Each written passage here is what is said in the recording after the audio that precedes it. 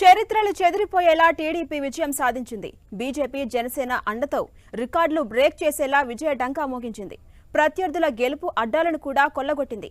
ఎన్నో ఏళ్లుగా ఖాతా తెరవలేకపోయిన నియోజకవర్గాల్లో సైతం టీడీపీ పాగా వేసింది. ప్రత్యర్థి పార్టీకి బలమైన పట్టున్న 40 స్థానాల్లోనూ కొల్లగొట్టేసింది. కూటమి సునామీ దెబ్బకు ప్రత్యర్థి పార్టీలు తుడిచిపెట్టుకుపోయాయి. దశాబ్దాల క్రితం చేజారిన నియోజకవర్గాలపై కూడా టీడీపీ పట్టు సాధించింది. 4 దశాబ్దాలుగా దక్కని నియోజకవర్గాలను సైతం టీడీపీ కూటమి చేజెక్కించుకుంది. 5 నియోజకవర్గాల్లో దాదాపు 39 ఏళ్ల తర్వాత టీడీపీ తిరిగి విజయం సాధించింది.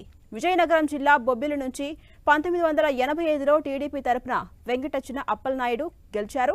ఆ తర్వాత బొబ్బిలిలో టీడీపీ జెండా ఎగిరిందే లేదు. ఇన్నేళ్ల తర్వాత మళ్లీ మొదటిసారి రంగారావు టీడీపీ తరపున విజయాన్ని దక్కించుకున్నారు. ఇక తూర్పుగోదావరి జిల్లా రంపచోడవరం నుంచి వీర వెంకట రామారావు టీడీపీ అభ్యర్థిగా 1985లో గెలుపొందారు. ప్రస్తుత ఎన్నికల్లో మిరియాల శిరీష తిరిగి పార్టీ అభ్యర్థిగా గెలిచారు.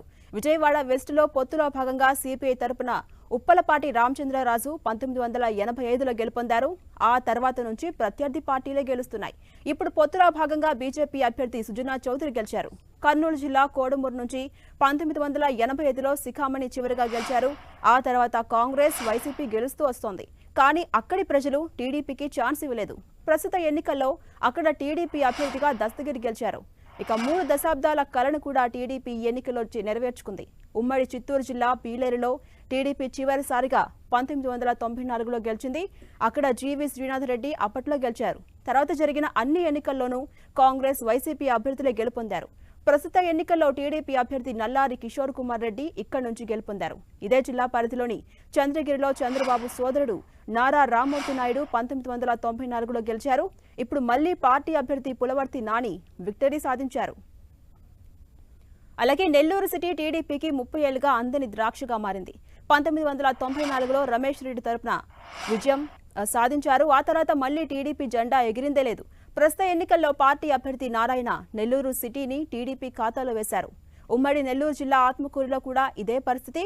కొమ్మి లక్ష్మయ్య నాయుడు 1994లో టీడీపీ తరపున గెలుపొందారు. తర్వాత మళ్లీ ఇప్పుడే ఆనం రామనారాయణ రెడ్డి టీడీపీ నుంచి గెలిచారు.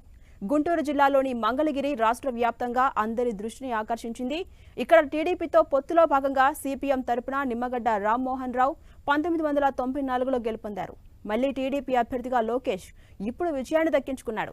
రాష్ట్ర వ్యాప్తంగా 22 నియోజకవర్గాల్లో 2.5 దశాబ్దాల తర్వాత టీడీపీ విజయాన్ని సాధించింది. ఈ నియోజకవర్గాల నుంచి చివరిగా 1999లో టీడీపీ గెలిచింది. 2004, 2009, 2014, 2019లో జరిగిన ఎన్నికల్లో కాంగ్రెస్, వైసీపీ గెలిచాయి.